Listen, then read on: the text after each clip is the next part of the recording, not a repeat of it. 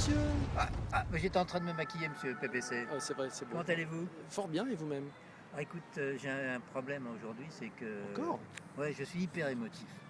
Je me rends Non. compte que je suis hyper émotif et tu augmentes mon émotivité, là. Et d'ailleurs, je partage ces symptômes, je peux dire, avec pas mal d'internautes. Et l'un d'entre eux nous a dit, quand est-ce que vous euh, tournez une vidéo sur l'hyper-émotivité? Comment D'accord. gérer son Je hyper-émotivité? sais pas, mais tu vas nous le dire en 7 points et en moins de 7 minutes. Le premier point, Henri, Arrête de me stresser, là, tu me rends encore plus émotif. qu'est-ce que tu ressens? Premier point, c'est qu'est-ce que tu ressens? Alors, qu'est-ce que je ressens à l'intérieur de moi? Parce que, en fait, il y a deux manières de ressentir l'émotivité. C'est dedans, c'est le premier point, et dehors, ça sera le deuxième point. D'accord, premier point. Alors, le premier point, à l'intérieur, je suis stressé. Toi, ici, mon plexus se noue.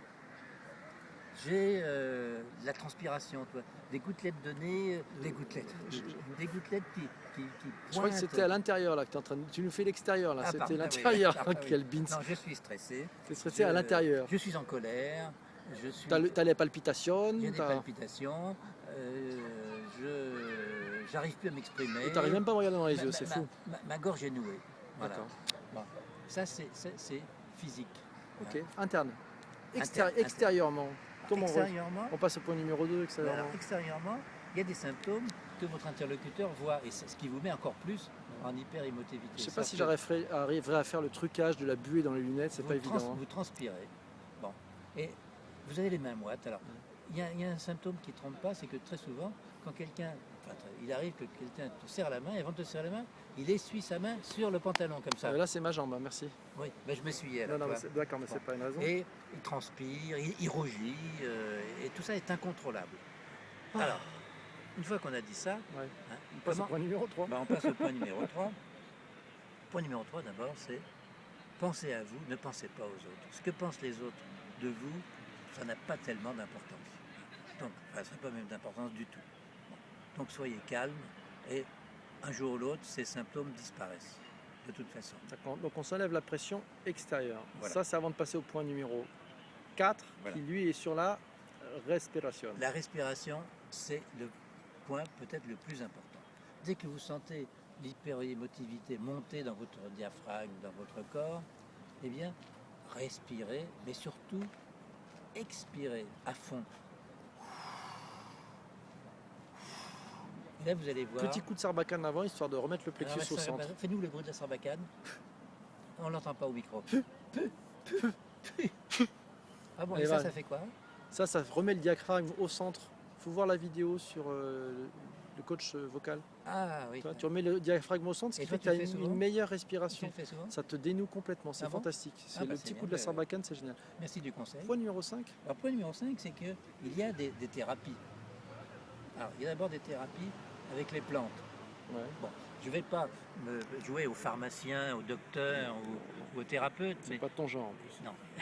Il y a des plantes qui fonctionnent très bien pour l'hyperémotivité. Alors, j'en cite une ou deux, c'est l'aubépine, la camomille, voilà, le tilleul.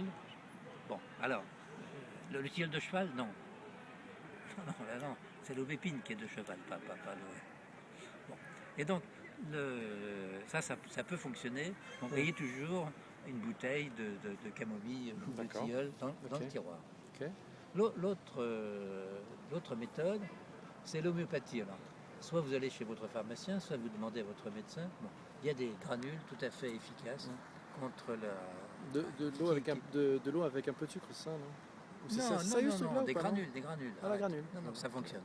Ça, je l'ai testé à une époque, ça fonctionne vraiment. Troisième point, au niveau des thérapies, les fleurs de Bach. Les fleurs de Bach. Tu penses à quelque chose en particulier, Pardon? Tu penses à quelque chose en particulier? Oui, un message à un ami, non? Oui, alors les fleurs de Bach, en fait, il y a eu un mélange de plusieurs fleurs de Bach. Et ce mélange s'appelle le rescue.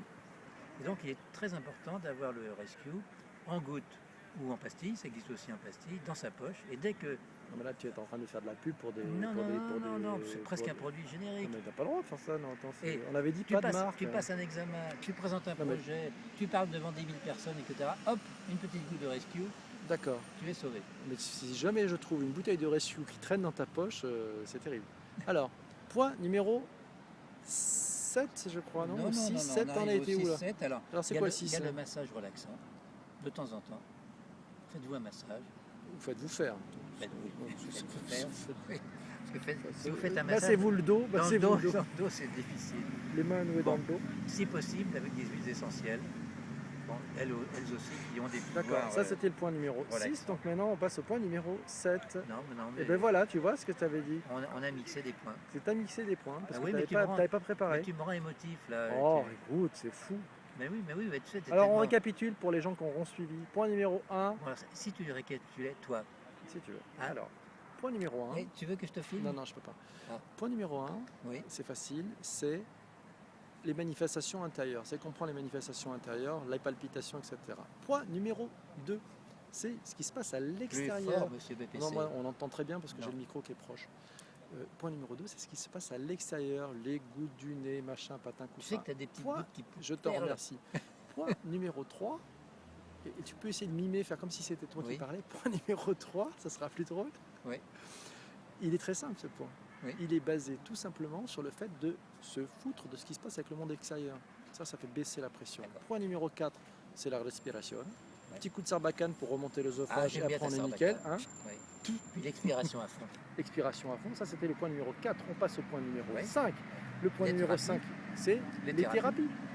Les thérapies. Et les thérapies, il y en a une très simple en termes de thérapie, c'est la thérapie qui est liée à des produits qui peuvent t'aider. Sans citer de produits que tu avais machin. Point numéro 6, une autre type de thérapie, c'est le massage. Voilà. Et point numéro 7, c'est il faut, je sais pas. Sens-tu tendu sur ce coup-là? Ah bon